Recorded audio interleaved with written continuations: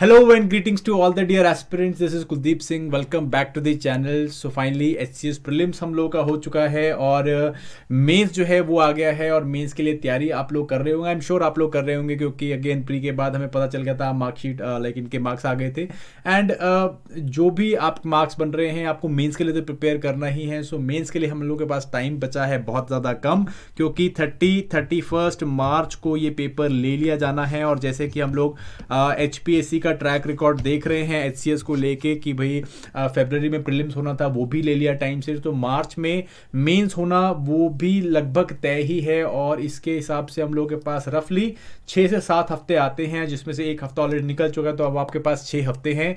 और उसी के लिए मैं आप लोगों के लेके आया हूँ एक revision and master plan. And I am sure जो ऑलरेडी सीरियस कैंडिडेट्स है वो इसके ऊपर काम कर रहे होंगे, बट मैं कुछ और इंपॉर्टेंट इनपुट्स आपको देने की कोशिश करूंगा ताकि आप अपने मेंस एग्जामिनेशन को काफी अच्छे से अप्रोच कर सकें और you can score better in your mains exam also. Specially वो लोग जो पहली बारी मेंस में अटेम्प्ट या HCS के मेंस में बैठ रहे हैं उनको काफी ज्यादा इस वीडियो से फायदा होने वाला है. तो चलिए फटाफट से हम लोग इसको कर लेते हैं स्टार्ट. अगेन आपको जैसे पता है कि भाई 30 और 31 मार्च हम लोगों का जो ये पेपर का मेंस है वो होने वाला है. और आप रफली लगाओ इसके पास हम लोगों के पास 7 वीक्स थे और हम लोगों का जो पेपर हो गया था उसके ऑलरेडी एक हफ्ता निकल चुका है. 1 वीक इज ऑलरेडी पास. तो हम लोगों के पास अब जो है जस्ट 6 वीक्स बचे हुए हैं. इसके ऊपर हम लोग को फोकस करना है. क्या एरियाज के ऊपर फोकस करने की जरूरत है वो हम लोग बात बताएंगे.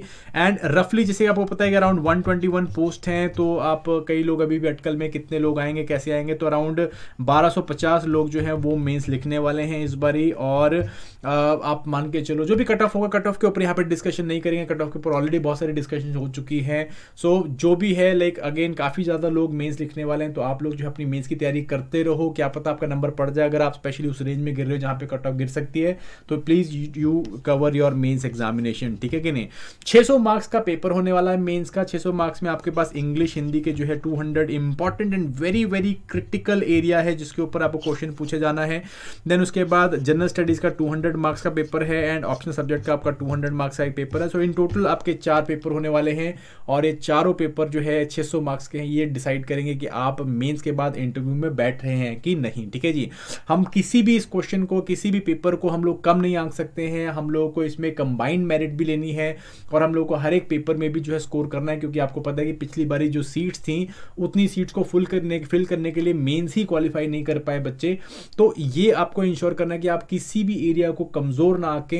हाउएवर हम लोगों के पास कुछ ट्रिक्स एंड टिप्स हैं जो कि आप यूज कर सकते हो with respect to the exam ताकि आप बेटर स्कोर कर सको. ठीक है कि नहीं. So what is the master plan. क्या आपका मास्टर प्लान होना चाहिए.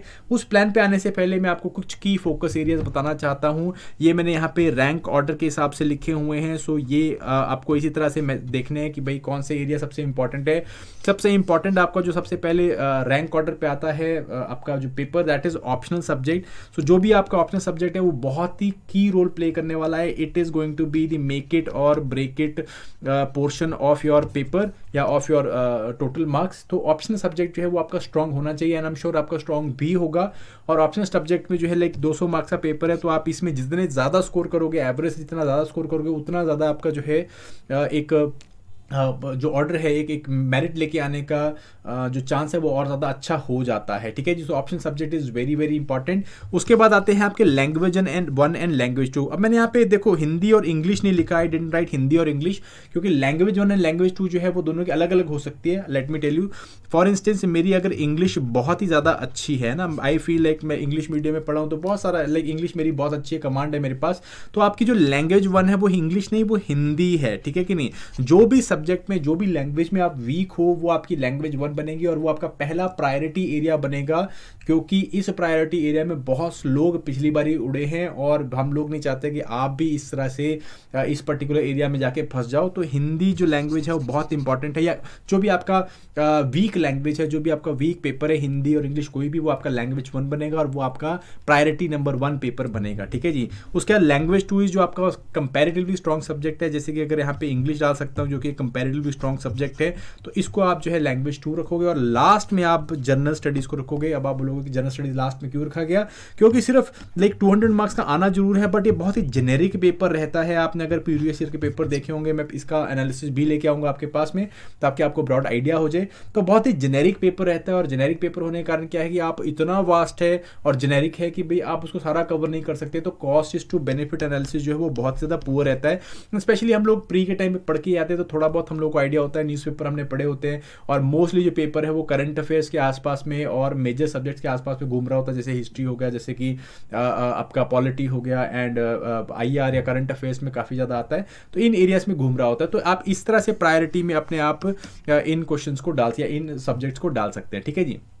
ऑप्शनल सब्जेक्ट की अगर मैं बात करूं, ऑप्शनल सब्जेक्ट पे ऊपर अभी आपको क्या करने की जरूरत है। देखो पार्ट 1 का जो टाइम निकल चुका है, दैट इज कि आपने पे सब्जेक्ट को कवर किया एंड उसको जो है देन उसके अंदर एडिशन करी, एंड ये वाला काम अभी हम लोग का निकल चुका है, ठीक है। ये आपकी स्ट्रैटेजी रहती है car and lamp. So car में कवर ये हम लोग कर चुके होंगे। एडिशंस करना, वो थोड़े बहुत एडिशन जैसे जैसे आप रिवाइज करोगे साथ साथ में एडिशन करते जाना, ये एक इंपॉर्टेंट एरिया है आपके ऑप्शनल सब्जेक्ट का। सेकेंड इंपॉर्टेंट पोर्शन है वो है कि आप एक लेक्सिकन बिल्ड करें, आप अपने ऑप्शनल की लैंग्वेज बिल्ड करें, बिकॉज जीएस में लिखते लिखते बहुत ही जेनेरिक आंसर लिख रहे होंगे, इसको थोड़ा सा इंप्रूव करना है, एकेडमिक लेके आना है अपने क्वेश्चन को। जैसे कि इसमें आप टेस्ट इंपॉर्टेंट स्टडीज, करंट की इंपॉर्टेंट जो आपके फैक्ट्स है, डेटा शीट्स है, वो हम ऐड कर सकते हैं। मॉक अटेम्प्ट करने हैं, प्रीवियस ईयर क्वेश्चन अटेम्प्ट करने, very very important previous year question आपको अटेम्प्ट करने हैं, ठीक है जी। मैं हमेशा से सलाह देता रहा हूँ, पहले भी सलाह दी थी कि आप अपने ऑप्शन सब्जेक्ट को जो है अगर रिवाइज कर रहे हैं तो अगेन 3 से 4 ब्रॉड एरियाज में से डिवाइड कर लें, और इस एरिया के हिसाब से जो है आप क्या करें, आप इसको ब्रॉडली रिवाइज करें फटाफट से, और साथ में जो है PYQs देखें इन एरियाज के, एंड अगर हो सके तो मॉक्स भी अटेम्प्ट करें, ठीक है जी। जैसे आप part 1, part 2, part 3 and part 4 करके कर सकते हो। इससे आपको एक बहुत ज़्यादा अच्छा कॉम्प्रीहेंसिव जो है कवरेज हो जाएगा with respect to optional subject. और जनरली ऑप्शनल सब्जेक्ट्स क्या होते हैं, स्पेशली सोशल साइंसेज में तो ट्रू होता है कि भाई एक जो पोर्शन होता है वो दूसरे पोर्शन के साथ इंटरलिंक्ड होता है। तो अगर आप इस तरह से पार्ट्स में करेंगे तो आपको काफ़ी ज़्यादा हेल्प मिल जाएगी। फिर हम लोग बढ़ते हैं लैंग्वेज पेपर्स की तरफ। सो लैंग्वेज पेपर जैसे मैंने आपको बताया, अगेन 100 मार्क्स के पेपर हैं, and again very very very crucial. और जो भी आपने अगर ऑप्शनल में गेन बनाए होंगे कि भाई लेटर से आप, मैं कंपटीशन से 200 में से लाइक मैं अगर 125 स्कोर कर रहा हूँ, तो कंपटीशन अगर मैं रफली 10 मार्क्स ऊपर हूँ, तो यहाँ पे अगर फोकस नहीं करोगे तो वो गेन जो है वो लूज कर जाओगे, और मैटर फैक्ट कई बार ऐसा हो सकता है कि एग्रीगेट में ही नीचे रह जाओ, ठीक है कि नहीं। तो ये जो 2 पेपर हैं इनको बहुत ही ज़्यादा फोकस करके चलना है। सबसे पहला पेपर आपका हिंदी का पेपर, ठीक है, ये मैंने आपको प्रायोरिटी 1 दिया है। अगेन आप जो हिंदी मीडियम के उनके लिए प्रायोरिटी 2 होगा, ठीक है जी। इंग्लिश वाला प्रायोरिटी 1 होगा, बट एंड वाइस वर्सा वो आप अपने हिसाब से देख सकते हो। हिंदी में जो आपको क्वेश्चन आने वाले हैं, व्याकरण, निबंध, संक्षेपण, अवतरण आएगा आपका, लाइक ट्रांसलेशन कहते हैं जिसे हम लोग, गद्यांश, पद्यांश, इसके ऊपर आपको क्वेश्चन देखने मिलते हैं। व्याकरण इज वेरी वेरी इंपॉर्टेंट, काफी लाइक ऑलमोस्ट 40-50% पेपर जो है आपका व्याकरण का होगा। देन आपका जो है बाकी एरियाज आपको देखने को मिलेंगे, ठीक है जी। इसके ऊपर जो भी चीज फॉलो कर रहे हो प्लीज फॉलो करते रहो। कुछ नया नहीं बताऊंगा मैं आपको यहाँ पे। अगर आप सुनना चाहते हो तो लाइक HG पब्लिकेशन की व्याकरण भारती आती है बुक, ये हमेशा लाइक बहुत सारे लोग फॉलो करते हैं कॉम्पिटिटिव एग्जाम्स के लिए, आप इनको ही देख सकते हो। या एस चांद की बुक है, इसके अंदर देख सकते हो आप। जो आपके गद्यांश एंड पद्यांश है या कवियाँ, ये जो आपका कविता है गद्यांश वाला जो आपका एरिया होता है, वो जनरली आपको यहाँ पे नहीं मिलेगा। वो आपको जनरली आपको 6th से लेकर 10th तक की जो NCERTs है, specially 8th, 9th and 10th की NCERTs हैं, उसमें आपको मिल जाएगा। हिंदी की NCERT देखो, जनरली वहीं से आपको ये जो कविता का जो व्याख्या है वो निकल के आती है, तो आपको काफ़ी ज़्यादा यहाँ पे हेल्प हो जाएगी, ठीक है। जो इंग्लिश की अगर मैं बात करूँ तो grammar, essay, precis and comprehension, ये आपको एरियाज निकल के आते हैं। So comprehension is not very difficult, क्योंकि आपको जो पर्टिकुलर पैरा मिलता है उसी को पढ़ के आंसर करना होता है। बट प्रेसी करना, ऐसे करना और ग्रामर करना वो थोड़ा सा डिफिकल्ट हो सकता है। तो ग्रामर के लिए अगेन कोई भी आप एक बुक ले सकते हो, अरिहंत की ले सकते हो, HG की ले सकते हो, कोई भी इस तरह की बुक लेके रखो। इंग्लिश ग्रामर अगेन अच्छे से पढ़ो, क्योंकि 50% सिलेबस आपके दोनों लैंग्वेज का वो ग्रामर ही है, ग्रामर करके रखनी है। ऐसे हो गई आपकी, एंड प्रेसी करनी है, एंड देन कॉम्प्रीहेंशन, ये आपको कवर करने की कोशिश करना है गाइस, ठीक है जी। तो लैंग्वेज पेपर्स हैं आपके वेरी वेरी इंपॉर्टेंट। यहाँ पे जो प्रो टिप वही है, प्रो टिप ये है कि भाई आप ग्रामर को कवर करें। Grammar is comparatively easy to cover, और इसमें मेजर एरियाज को कवर करके आप ज़्यादा मार्क्स ले सकते हैं, नंबर कम करते हैं, ठीक है कि नहीं। तो इस तरह से अगर आप करोगे तो काफ़ी आपको हेल्प मिल जाएगी, ठीक है। फिर आते हैं हम लोग अपने जनरल स्टडीज़ की तरफ, लास्ट प्रायोरिटी। तो जनरल स्टडीज़ के लिए आपके पास जो स्ट्रैटेजी वो रहेगी स्पैम, ठीक है जी। अब स्पैमिंग कैसे करनी है आपको, स्पैमिंग का मतलब क्या होता है जनरल स्टडीज़ में। देखो आप ऑलरेडी प्रीलिम्स पढ़ के आए हो, प्रीलिम्स पढ़ने के बाद क्या है, अब जब आप मेंस में बैठ रहे हो तो मेंस में मेजर आपने जो जीएस है वो पढ़ा हुआ है, जैसे कि हिस्ट्री है पढ़ी हुई है, पॉलिटी है पढ़ी हुई है, मोटा मोटा गवर्नेंस होगा वो पढ़ा हुआ होगा आपने।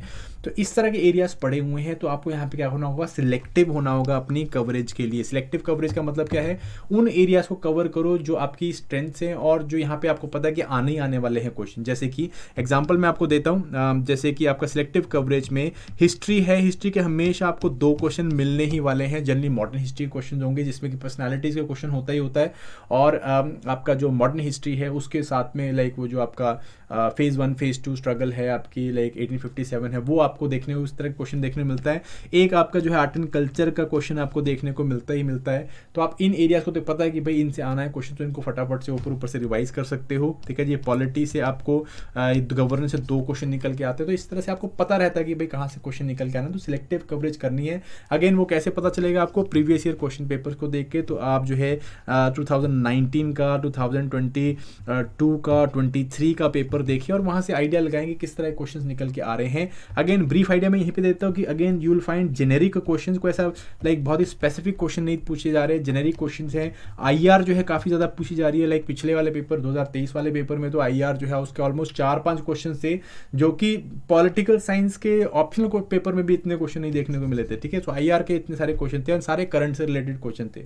आगे मैं जब एनालिसिस करूँगा तो बताऊँगा, इसकी वीडियो में डालने वाला हूँ आपके लिए, तो वो आपको देखने जाके आईआर के क्वेश्चंस आपको देखने को मिल रहे हैं। ठीक है जी, इस तरह की चीज़ें। एडिशनल टॉपिक्स का मतलब क्या है, एडिशनल टॉपिक जैसे स्पेसिफिकली मैं आपकी बात करूं, आपका जो भी डेटा या डेटा इंटरप्रिटेशन है, डीआई का क्वेश्चन आता है, या स्टैटिस्टिकल इंटरप्रिटेशन है उसका क्वेश्चन आता है, तो ये क्वेश्चन अगेन ईजिली प्रिपेयर किया जा सकता है। हार्डली 1 या 2 दिन लगते हैं। Major portion, mean, median, mode क्या होता है, वो सारे चीज़ देखने को हार्डली 1 दिन लगेगा आपको, और डाटा इंटरप्रिटेशन करने में जो है आपको हेल्प मिलेगी। ठीक है जी, और इससे हमेशा एक क्वेश्चन आना ही है। पिछले वाले में 2 क्वेश्चन आपको देखने मिले, 2023 में 2 क्वेश्चन आपको देखने मिले 10-10 मार्क्स से, तो 20 मार्क्स का ये क्वेश्चन पेपर है या एक पर्टिकुलर पोर्शन है जो आपको अगेन 1 दिन में आप कर सकते हो। 1-2 प्रैक्टिस करोगे आपका हो जाएगा। ठीक है जी, एंड सबसे इंपॉर्टेंट है मॉक टेस्ट करो। देखो भाई, सारा कुछ दिमाग में बिठा के बैठोगे, if it is in your mind and it is not coming out on paper, इसका कोई मतलब नहीं है। आप नॉलेज बढ़ा के क्या करोगे? ठीक है, जब तक आप उसे पेपर में प्रेजेंट नहीं कर सकते हो। So please present it in a beautiful way, in a effective way, in an efficient way, so that आपको मैक्सिमम मार्क्स मिले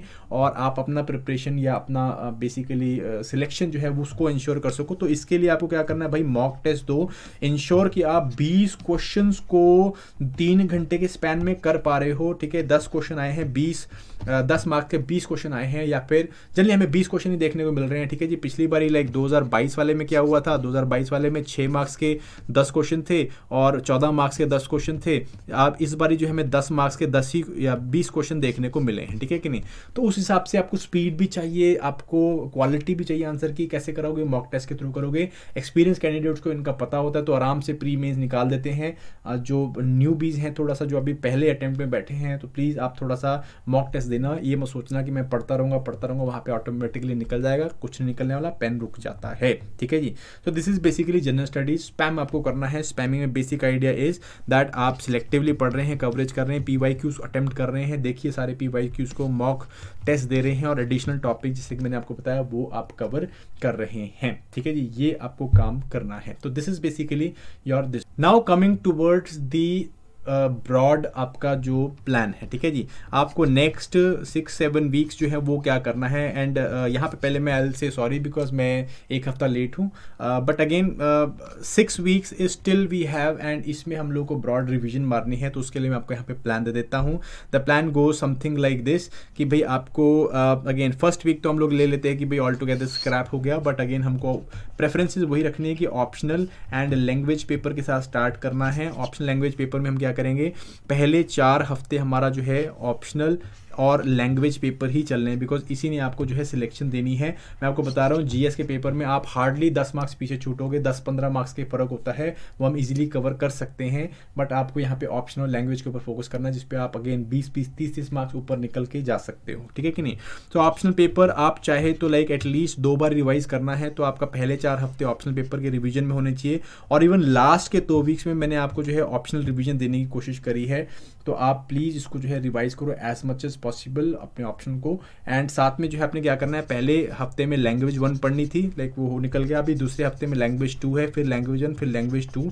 तो आपको जो है क्या करना है, लैंग्वेज को हर हफ्ते में पढ़ना है, ठीक है जी। लैंग्वेज 1, लैंग्वेज 2, लैंग्वेज 1, लैंग्वेज 2, ठीक है। वीकली मैंने प्लान दिया आपको, हर रोज आप जो है एटलीस्ट 5 घंटे 5 ये आपका 3:2 का रेशो पढ़ोगे। दैट मीन्स ये आपकी सिटिंग रहेंगी 3 घंटे की, 2 घंटे की, 3 घंटे की, 2 घंटे की।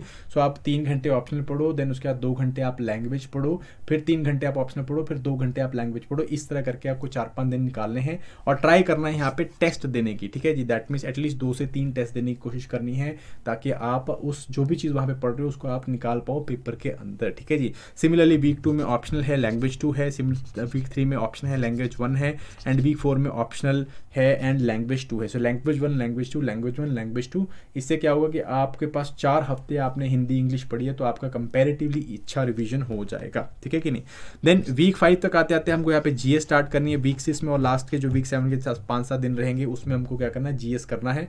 तो जीएस में आपको अगेन सारे टॉपिक्स नहीं उठाने हैं, हिस्ट्री सारी रिवाइज करने नहीं लग जानी है, क्योंकि 10 देखो समझो इसको कि अगर 10 मार्क्स का क्वेश्चन आता है तो 10 मार्क्स के क्वेश्चन में आप हार्डली 120 वर्ड ही लिख पाओगे, ठीक है नहीं। अगर इससे ज़्यादा लिखने की कोशिश करोगे तो आपका पेपर कंप्लीट नहीं होने वाला। तो हार्डली 120 क्वेश्चन का ही मटेरियल आपको लेके रखना है। आप देखो हिस्ट्री आप नहीं कर सकते रिवाइज, बहुत डिफिकल्ट है। अगर आप मॉडर्न हिस्ट्री कर सकते हो तो फटाफट से क्विकली मॉडर्न हिस्ट्री रिवाइज कर लो। अगर आप कर सको तो फटाफट से पॉलिटी के गवर्नेंस बेस्ड एस्पेक्ट या जो न्यूज़ में चल रहे हैं एस्पेक्ट, उनको आप रिवाइज कर सकते हो। जैसे गवर्नर न्यूज़ में चल रहा होता है, देन इलेक्शन कमीशन काफ़ी न्यूज़ में चल रहा था, तो आप इस तरह की चीज़ों को रिवाइज करते हो। डीलिमिटेशन को आप पढ़ सकते हो। तो इस तरह के जो करंट बेस्ड एस्पेक्ट्स हैं उनको आपको रिवाइज करने की कोशिश करना है, ठीक है। एंड इसमें आपको एक जीएस वाला एक हफ्ते में आपको जैसे मैंने आपको बताया कि आपका जो डाटा इंटरप्रिटेशन के क्वेश्चन है उसको भी आपको यहाँ पे अच्छे से कवर करना है। एंड जीएस के साथ साथ में आप क्या करोगे, आप ऑप्शन की सेकंड रिवीजन दोगे, because option is a make it और ब्रेक इट सिस्टम। तो वहाँ पे आपने करना है। और लास्ट हफ्ते में जो भी लैंग्वेज पेपर जो आपका वीक है बेसिकली, उसको लैंग्वेज को उठाओगे और थोड़ा बहुत उसमें जो की एरियाज हैं उनको आप देखने की कोशिश करोगे, ठीक है कि नहीं। इस तरह से चलना है। लास्ट वीक पे आपको कोई टेस्ट नहीं देना है, बट इसके अलावा एटलीस्ट आप 2 से 3 टेस्ट देने की कोशिश करो। एक हफ्ते में बात कर रहा हूँ मैं, रोज नहीं कह रहा हूँ। 2 से 3 टेस्ट देने की कोशिश करो। हो सके तो आप अगर जीएस के आपको मिले तो 2-4 फुल लेंथ टेस्ट दो, एंड आपके ऑप्शनल के पार्ट्स में टेस्ट दो, और आप लैंग्वेज के जो है फुल लेंथ टेस्ट दो। आपको काफ़ी ज़्यादा हेल्प मिलने वाली है। एंड इसी के लिए लाइक हम लोगों ने भी we are also coming up with the test series. बहुत ही एक फ्लैश टेस्ट सीरीज लेके आ रहे हैं, जिसके अंदर हम लोग 4 जो है जीएस के पेपर और 2 आपके हिंदी एंड इंग्लिश के पेपर आपको देने वाले हैं। तो ये will be available in our application. इसके बारे में आपको फर्दर जो है अगले सेशन में ज़रूर बताऊंगा। So till next time guys, I hope ये सेशन आपको हेल्प करेगा इन मेकिंग द प्लान। इसका आप स्क्रीनशॉट लेके रख सकते हो, या ये प्लान मैंने जो है अपने टेलीग्राम चैनल में भी डाल दिया है, और वहाँ पे ऐप के अंदर भी डाला हुआ है, आप वहाँ से भी डाउनलोड कर सकते हो। So thank you very much. I hope you people like this session. So मिलते हैं नेक्स्ट सेशन में, जहाँ पे मैं आपका जो 2023 का पेपर है उसको एनालाइज करेंगे, और उससे देखो थोड़ा बहुत स्ट्रैटेजी निकालने की कोशिश करेंगे जीएस के लिए। So see you next time. Bye bye, all the best and